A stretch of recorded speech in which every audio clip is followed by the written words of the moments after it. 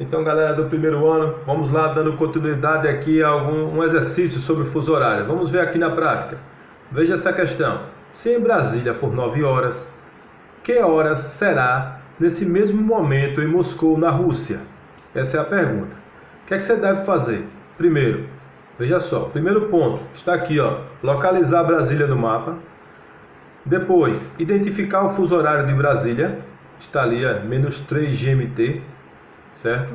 Localizar Moscou no mapa, identificar o fuso horário de Moscou, está ali, ó, +3 GMT. Contar as faixas de Brasília até Moscou, certo? Aí você vai contar, vai totalizar 6 faixas, ou seja, 6 horas de diferença. Como a contagem foi na direção leste, no caso para o leste, você deve somar 6 horas ao horário de Brasília. Se em Brasília é 9, mais 6, obviamente, será 15 horas em Moscou. Vamos ver isso na prática? A gente está aí. Calcular os fusos horários é tarefa simples, mas requer uma boa prática. Se você quer saber aí que horas são em Moscou, na Rússia, sabendo que você está em Brasília, né, que é 9 horas da manhã, primeiro você vai fazer o quê? Localizar Brasília no mapa. Está aí. Localizamos a faixa horária de Brasília aí, -3 GMT. Depois você vai encontrar Moscou, cuja faixa aí é +3 GMT. O que é que acontece lá? Quando há o sinal de mais, é porque as horas estão adiantadas, sinal de mais, em relação a Greenwich. Quando o sinal de menos, quer dizer que as horas estão atrasadas em relação a Greenwich, certo? Agora que já localizamos as cidades e suas respectivas faixas horárias, vamos contar quantas faixas estão entre Brasília e Moscou. Veja na prática. 1, 2, 3, 4, 5, 6. 6 faixas, certo? Então, quer dizer que de Brasília para Moscou são 6 horas de diferenças. O que é que você tem que fazer?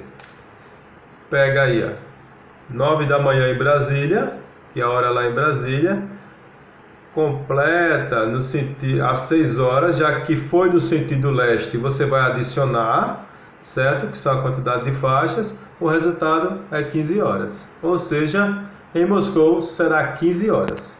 Vamos agora em o segundo exemplo. Se em Berlim, na Alemanha, for 10 horas da manhã, que hora será em Los Angeles, nos Estados Unidos? Vamos localizar Berlim, sua faixa horária e também Los Angeles. Olha lá, a capital alemã está na faixa +1 GMT. Agora, localizamos a cidade de Los Angeles, que está na faixa -12 GMT.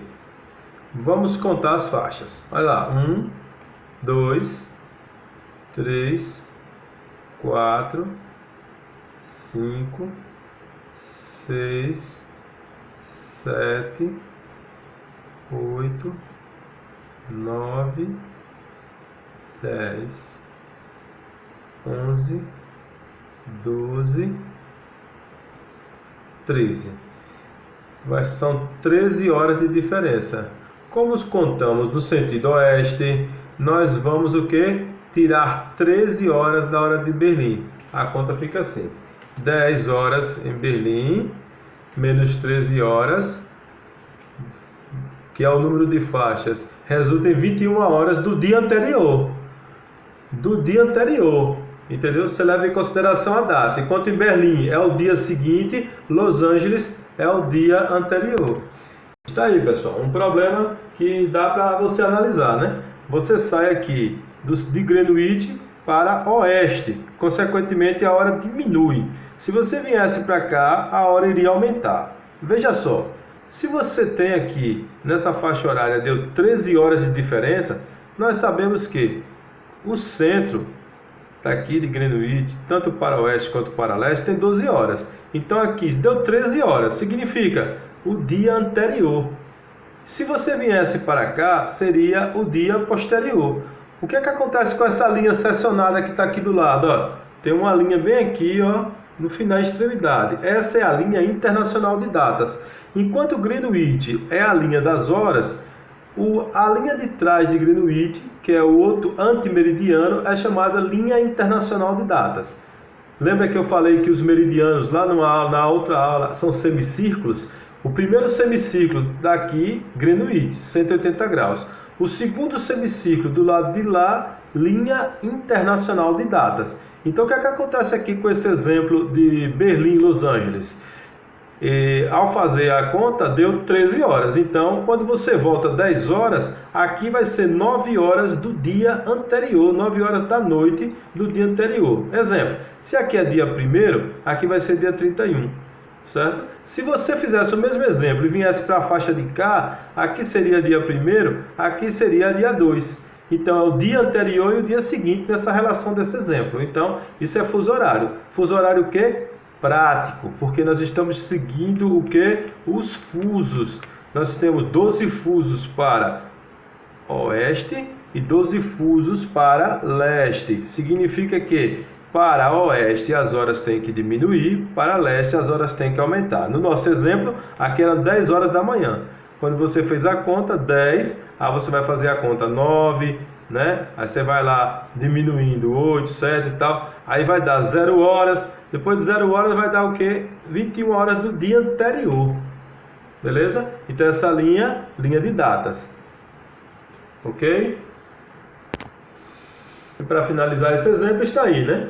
Está aqui, ó. Totalizou 13 faixas, ou seja, 13 horas de diferenças. Como a contagem foi na direção oeste, ó. Oeste significa diminui. Você deve subtrair, ó, diminuir 13 horas do horário de Berlim. Se em Berlim é 10 horas, aqui em Berlim, lá em Los Angeles, Estados Unidos, será 21 horas. 21 horas de que dia? Do dia anterior. Se fosse um exemplo contrário, se fosse para frente, seria o dia posterior, porque a Terra está girando. Lembre-se sempre, a Terra gira no sentido anti-horário, no sentido, ela gira oeste-leste, ela gira no sentido anti-horário, enquanto o relógio gira no outro sentido. A Terra gira no sentido anti-horário e no sentido anterior ao relógio, certo? Então, dessa forma, está aqui um exemplo bom de fuso horário, né? Duas questões aí. Dentre uma série de movimentos que a Terra realiza, 2 afetam diretamente as nossas vidas. Um é o movimento de rotação, que dura 24 horas, de oeste para leste, no sentido anti-horário, como eu falei. E o outro é o movimento de translação, que dura 365 dias, 5 horas e 48 minutos, que é o movimento de translação. O movimento de rotação é responsável por estabelecer o horário em qualquer ponto da Terra. Esse horário de acordo com os fusos horários. A Terra tem 24 fusos horários. Cada fuso corresponde a 15 graus ou corresponde a 1 hora. O fuso inicial, que corresponde